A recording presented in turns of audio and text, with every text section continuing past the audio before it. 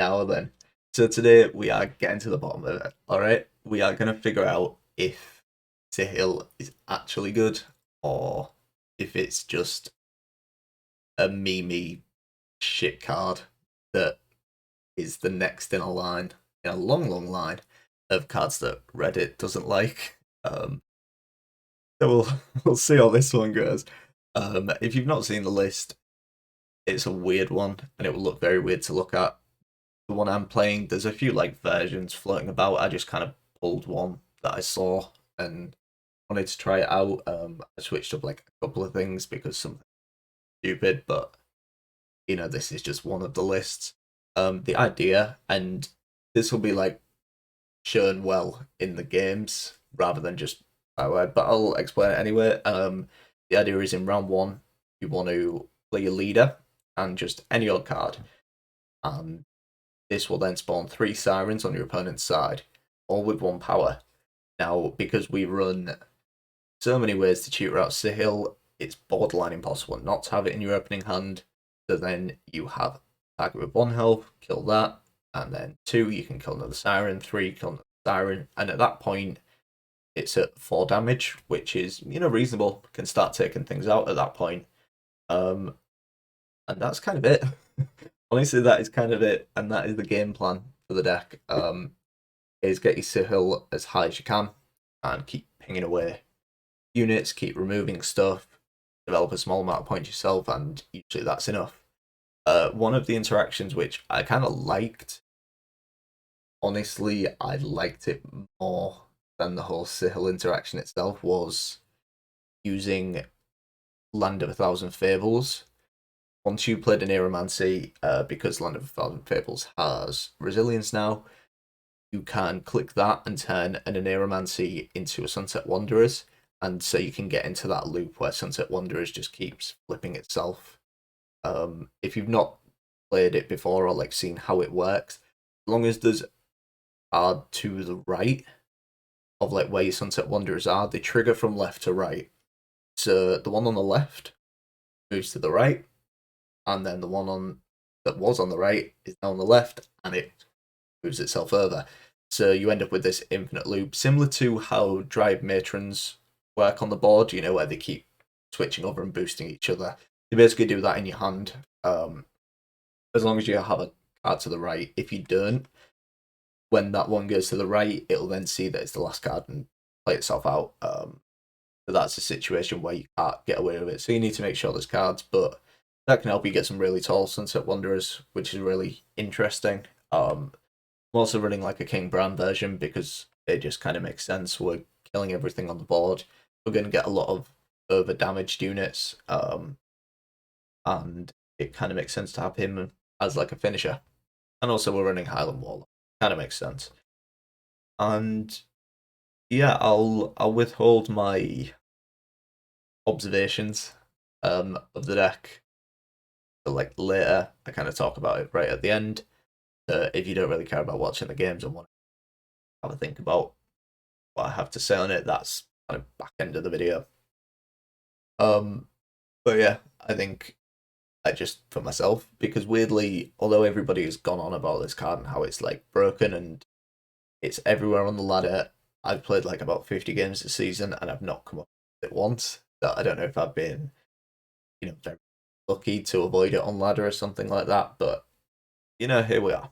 Here we are. So yeah, obviously a couple of games to go over.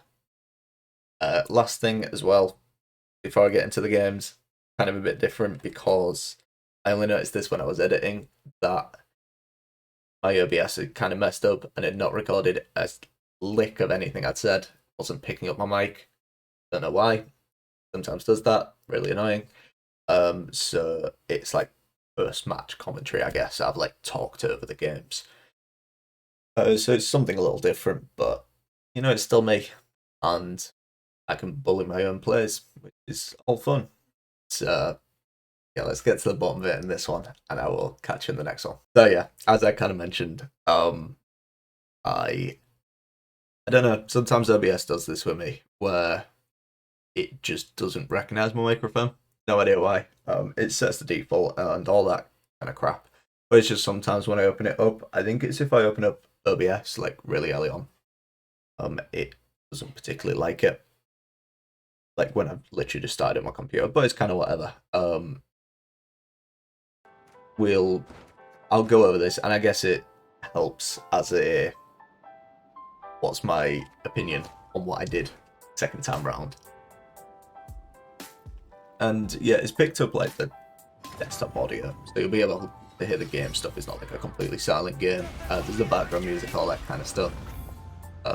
And so yeah, we started this game off like really typically of jamming leader and ping something. Don't know if I agree with myself there playing Habaru. I'd have maybe played Mushy Truffle, just so we had another bronze at our disposal. They're already calling out my own goddamn plays.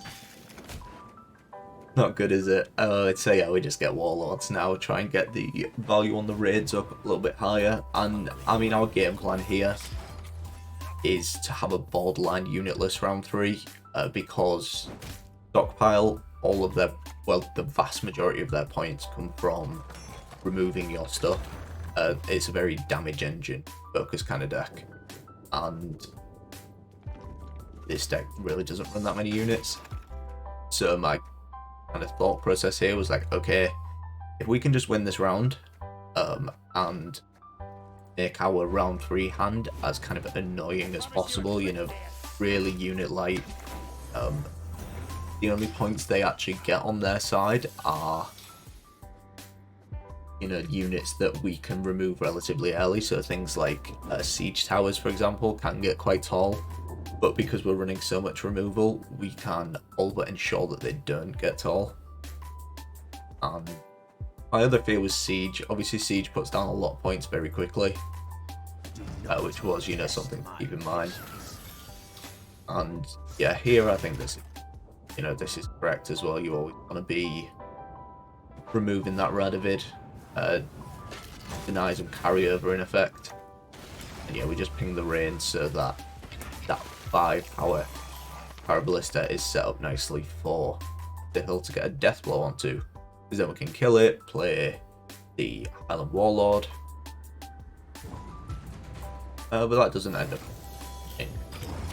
And luckily they passed just before our sunset was going to come out, which is also a really nice situation.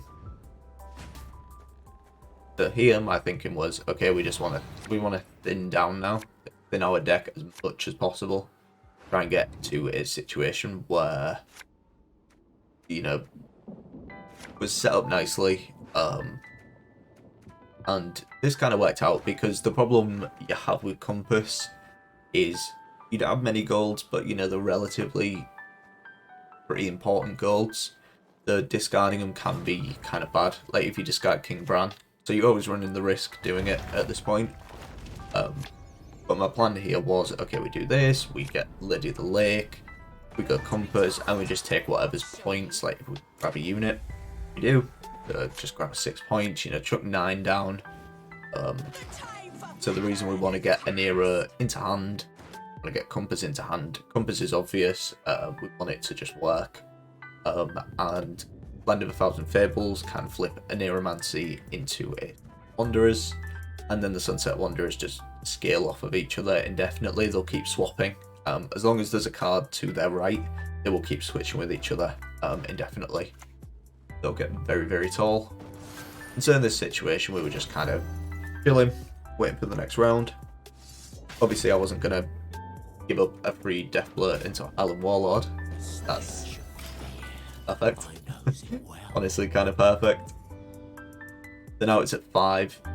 There's not a great deal they can realistically put down, apart from a Voltes Pride that Sihil now won't kill.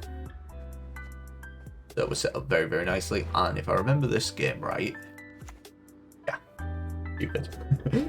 Siege coming out on 8 cards, which does not make sense. Like, it never makes sense to play Siege there. Why are you playing Siege? Why are you playing Siege? You've still got a card to go until we're like 7. Give me a free pass where I don't lose a card. and you played a central point of your deck, it's never a good play. But we're obviously not going to come them. So yeah, they just play AA through all that. Yeah, they just play AA. I think they play like a siege support, or, something. And then, the situation, we're just lining up the hand, picking which bronzes we want. So I opted for looking back pretty much all the units. Apart from the Avru, just because we can get some nice bonded value from the ruffle. But, beyond that, it didn't too much. Just wanted a lot of bronzes. And yeah, they play Erdrin, which surprised to see. Definitely surprised to see. But you'll kind of see about why I thinned so much in round 3. So those two Sunset Wanderers will play out once we've played like the armor up. The whole thing is they'll just keep scaling off of each other until we play that armor up. But once that's happened, we'll draw 2 cards, 1 left in deck, and Compass will do its thing. And we can decide at that point what we want to do with it, whether it's something like an Arnagard, whether it's Ambi, whether it's just Lippy for points, whether it's... You get my point. There's tons of stuff we can do. So here, this is kind of what I was talking about. Siege towers could get quite tall. In this situation, it does survive for a bit, but we can do something about that. So yeah, I just went for the Havru. Should have really put them on the same row. Just try and set up some nice value to the Mushy Truffle, but it didn't matter. And they're obviously slow playing us a little bit at the moment because they're aware they don't really need to get death blows, which I completely agree with their line. That completely makes sense. And so yeah, it was like okay, we gotta play Gooks, but that's what it is. It does take a lot of value away from us, and we have to play bronze. So obviously I don't love it, but gotta be done. Sometimes it got to be done. So I think this was very much a game that everything went according to plan. And even then, this situation I was looking at, thinking, this still isn't that great. This really isn't that great at the moment. Which I think just kind of sums up my opinion of this deck in general. Is that it's very nice when it works, but a lot of the time it quite simply doesn't. So obviously, like, this game is kind of borderline played out at this point.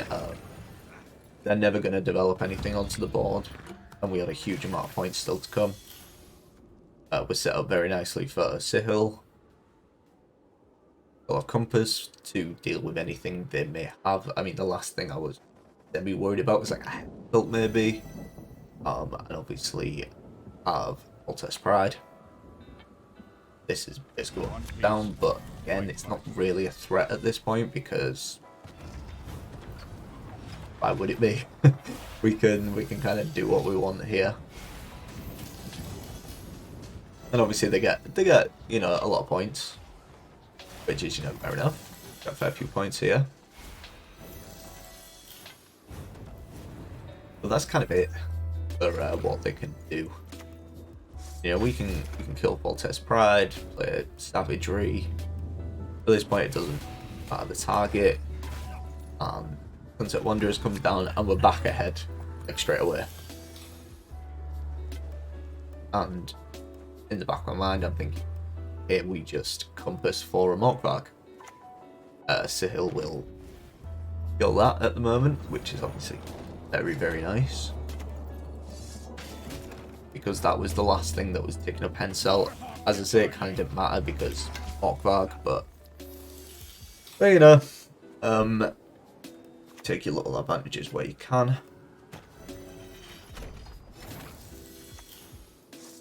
And we're just killing that at this point we're kind of just denying points where we can deny points.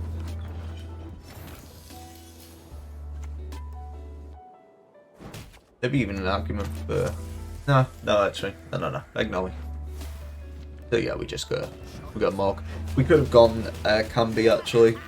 I should have gone Camby. Camby was the more flashy way. Both discard our cards and we win. But yeah, that first game, I think this is kind of like the positive side of this deck, right? Is if things get set up against very engine heavy decks, it will stomp them. But there are other decks that can do exactly the same. You know, think basically any Nilfgaard kind of control deck that can do exactly the same kind of stuff where you just stop them developing, but have a much better matchup against decks that can stop the whole Sihil interaction. So that was my sort of takeaway from the first game. It went very well, but I wasn't overly amazed by it. The next game. So this is kind of the one where I was like, okay, this has kind of made my tip about this deck. I won't spoil it too much for you, but we can probably speed through this a little bit. So it's against Precision Strike, you know, Precision Strike. I can't even speak. But we do the usual kind of setup here. Leader, play bronze.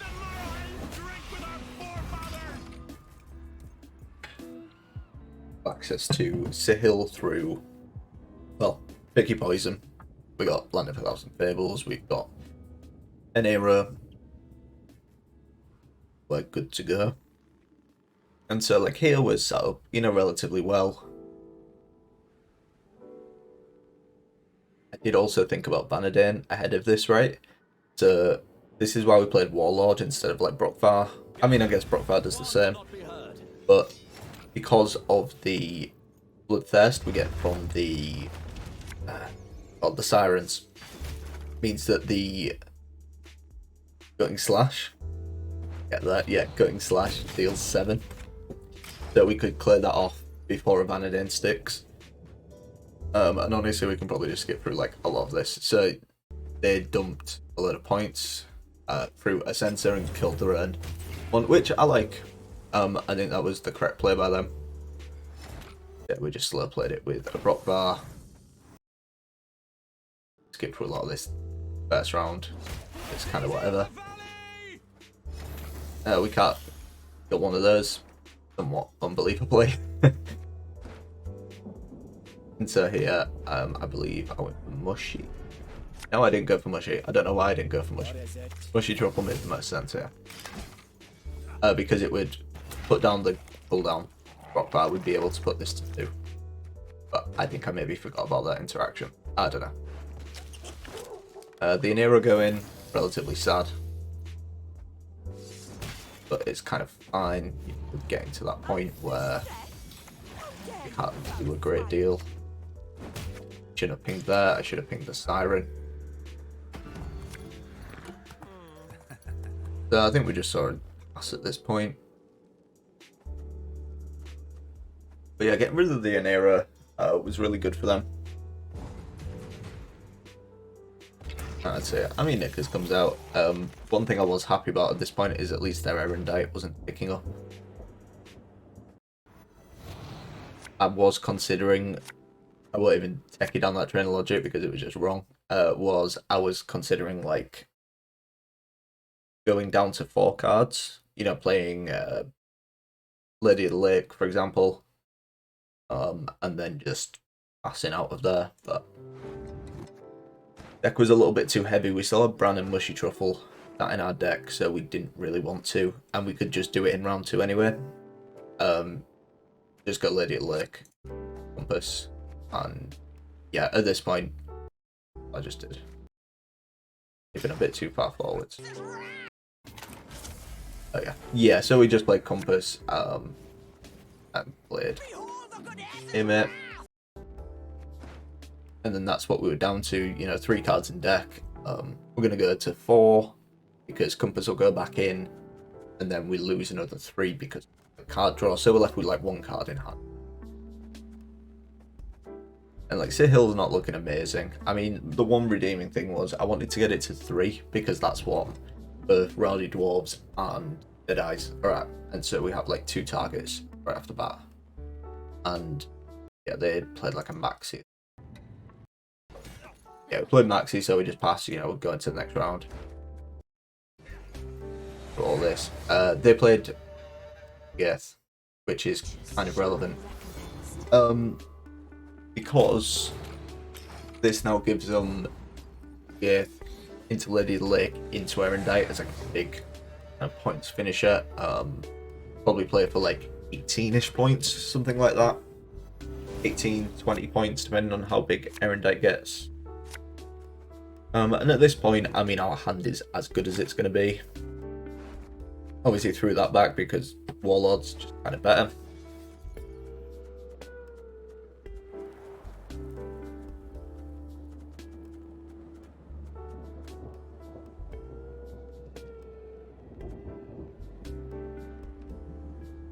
And then I seem to be thinking about this for quite a bit. Oh no, Mr. Opponent is thinking quite a bit. So yeah, he plays unitless. We just took down a Warlord. Get through a lot of this because if I remember, they roped quite a bit. Oh yeah, so they played a Berserker. So we're just kind of biding our time here. You know, waiting for when we can play Sihil in a good situation.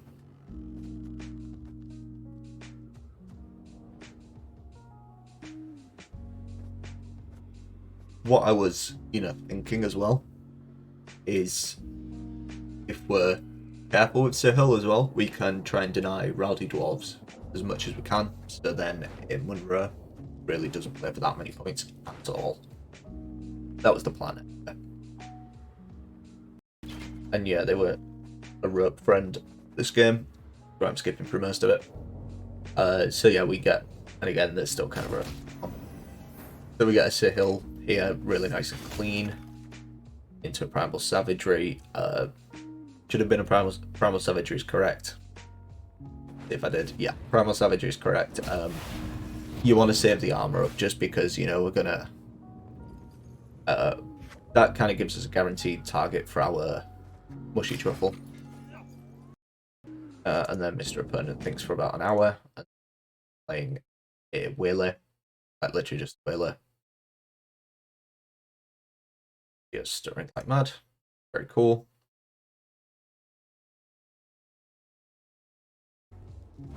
Okay, back to it. So yeah, they just play a Wheeler at that point.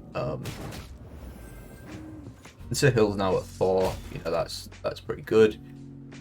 We get still onto that, which I think I took. Should have taken. Did I take it? Yeah. Because we have the rain as well. To kind of keep that ticking down. Because armor is obviously a little annoying. So this situation, you know, it's not amazing because although like we're ahead on points and stuff, they still have leader, they still have Simless, they still have Munro. It's really not that nice of a situation. But you know, we can get by. We can definitely get by. I don't know why I stunned Blade. That was incorrect. Should have played Spear Made him.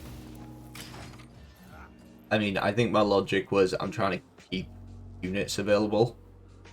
Or if they try and brick me, but we have King Bran and we have Compass. We don't need to be that tight on you, I don't think.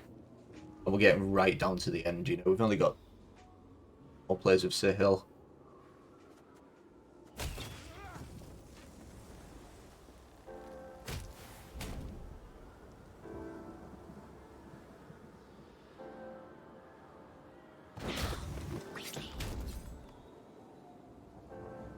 And I think I got punished for that.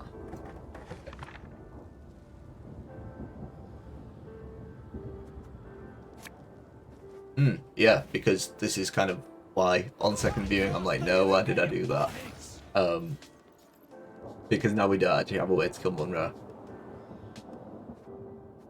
Which is not that good, to be honest, is it really? The best thing we can do here is like the hill onto one of the 2s. And that's about it. really bad. Had we not have killed the Listen, we just played Ime, we could have Sihil to kill something. Stunning Blur reduces the value they get from Munro a huge amount. Huge amount. So then I compassed, and I don't remember what I was going for here. I think it was just because I had literally no clue what to do, and then all of a sudden I was running out of time because I wrote like mad. In terms of what I would do, like thinking about that now, is maybe Fukusha. Maybe Fukusha, you know, Fukusha just points, a lot of points. So rather than taking this route, which just gives them very nice waylay targets from Simless. And yeah, Zoltan comes down now, as you would expect. You know, get the value, which, as I say, this all could have been avoided, which is the kind of frustrating part.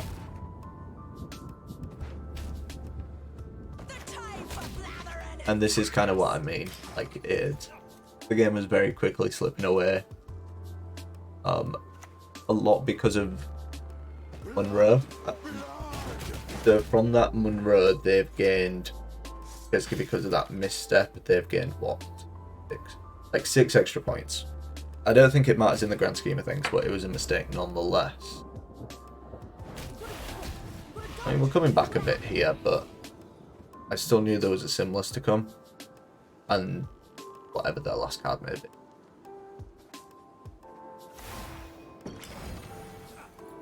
I think at this point I kind of resigned myself to like, okay, we've lost this, it's whatever. It's kind of whatever. And this was definitely, as I kind of mentioned earlier, this was definitely the game where I was like, okay, this deck is just not good. Because, I mean, sure, it's nice. And I mean, this is a game where, like, it's not like our Sihil's small, it's up to like 8. It's got us huge amounts of value. That's what? 1, 3, 6, 10, 15, 21, 28, 36. It's played for like 36 points over the course of this game. But as you can kind of see, it just can't compete with a deck that's actually good. Quite simply. Even accounting for like mistakes and things like that, it just isn't on the same par by any means. That's kind of my takeaway from this, right? We'll pause here because I think I said the same at the end, and none of it got picked up by the mic, which is annoying. But my takeaway from all this is like, I've seen like Reddit and everything like complaining about the hill and how it's broken and everything, but that's wrong. Quite simply, it's really frustrating to play against. Like, really annoying card to play against because you're kind of on the edge of your seat the whole game trying to figure out what exactly to do in response to what your opponent is doing, how to deny them value and things like that. And it can get to a point, unless you're playing a specific deck that as well, don't really have a response, which can be obviously very frustrating. But I don't think it's broken by any means. It's really cheesy, really memey. I mean, I found it quite fun to play. It's like interesting to play the game in a different way. It feels like playing it like a different way, but I don't think it's good, like by any means. As in, like, not even worthy of going onto a tier list kind of good. This is like a really gimmicky, like tier 4 kind of deck at best, and that's what makes it even funnier that everyone's really mad about this card. I think out of all of there's so many cards about right that are frustrating and nerfing, and I don't think the Hill's one of those. I think, in all honesty, it's not good. It's a little overpriced for what it's actually doing, and that's in like a deck that's built around it. Like, this deck is absolutely built around it to work, and it only works against certain decks. The whole point of it is it's good against engine heavy decks because you just remove everything, but you do develop enough points on your side for any deck that there's a few like more smaller units, so things like this Skytail deck, for example, hard time with. And if you just want to stop engine heavy decks, there are so many other decks that are so much better. You know, even like a Nilfgaard with like ball will do the job much better than Sihil, to be honest. Be much more consistent while also having a better matchup against decks that Sihil just won't win against. It just feels like a bad deck. If you just want to kill everything, just play warriors. Like warriors with Island Warlords and like raid heavy is enough to just destroy everything at the moment. So I feel like it's really unnecessary. But yeah, that's my takeaway from this. If you have a different interpretation, by all means, comment below. We can have a little chat about it. But yeah, I feel like the hill is not good. Really not good. I feel like people are just reacting to it because it's the newest in a long line of cards that they don't like, which is how CCGs go. So on the back of that one, a little different. Obviously, we've had some technical troubles. It is what it is, and I will catch you in the next one.